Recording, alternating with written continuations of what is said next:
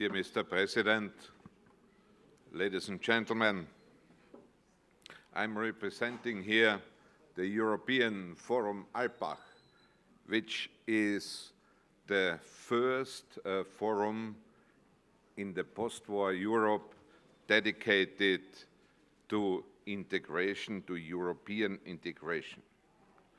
Our founders back in 1945 were convinced that cooperation and dialogue are the best remedy against nationalism, fascism, and radicalism.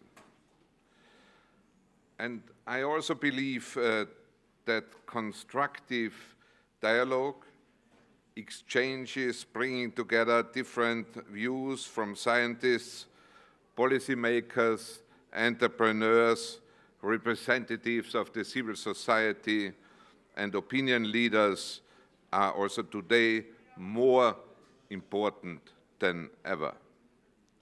Facts, discussion, and even confrontation are the best way to fight populism. One should never take words professed by one side of the political spectrum for granted. They do not speak in the name of all the people, despite them claiming this to be the case.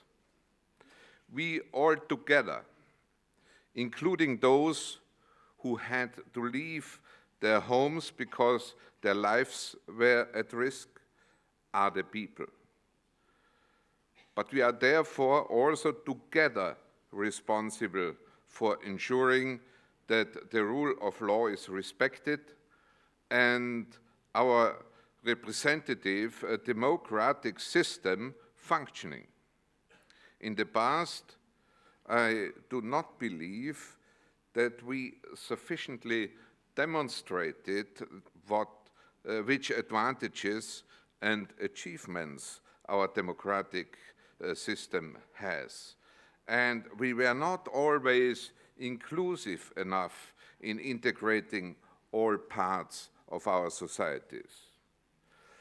The biggest challenges, in my view, in the 21st century are dealing with complexity, introducing interdisciplinary system thinking, and encouraging transdisciplinary approaches. And this is exactly what the Delphi Forum tries to tackle here. And therefore, congratulations. If we would like to be serious with our ambitions to be amongst the front runners in transforming our economies into a sustainable system, if we would like to reduce inequality and offer new opportunities to our younger generation, then we need first and foremost a new engagement and a joint vision, and this is why it is so important to bring together all parts of our society. New engagement also means finding better ways to stimulate sustainable and resilient economic growth. This must be one of the focus areas in the discussions. So I do not want to predict what this discussion will encompass. I will refer only to the sector which I know best, and this is the food sector. Not because it is my area of interest and expertise, no, but because I think this sector needs to be placed more in the limelight and gain more attention, especially here in your country, where the food sector is still one of the backbones of the economy and has a lot of potential. Sure, it is all fine and sexy to compete on who in Europe is the smartest startup hubs and has the best APP programmers. But let's be serious. Food and the food industry are about a basic and elemental need that we that will stay and endure any other fashion, trend, or hype. To cut a long story short, the Mediterranean diet is increasingly becoming the world's leading diet, so I do see a growing demand. When speaking about the food sector, I'm talking about the joint approach and strategy by the food and processing industry on the one hand, then the logistics, and by the agricultural sector.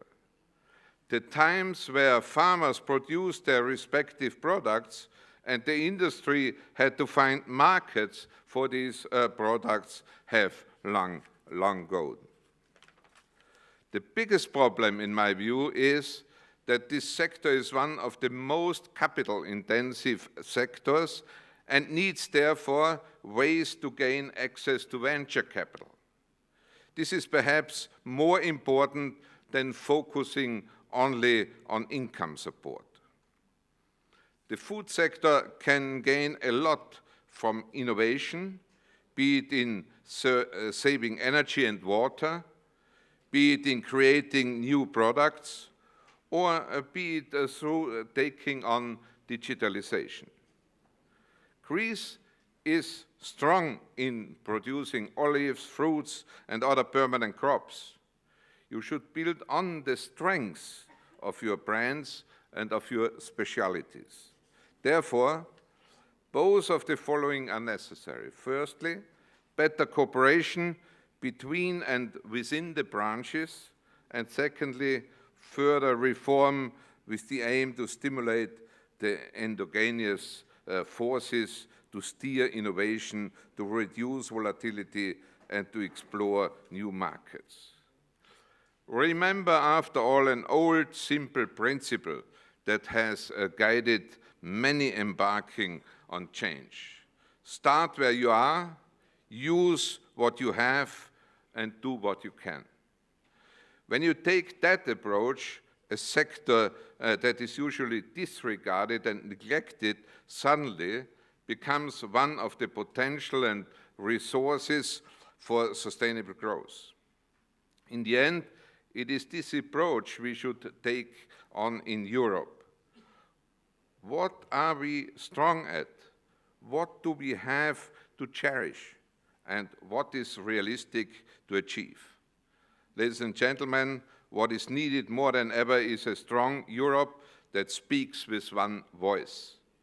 To follow the lure of nationalism and populism would be dangerous.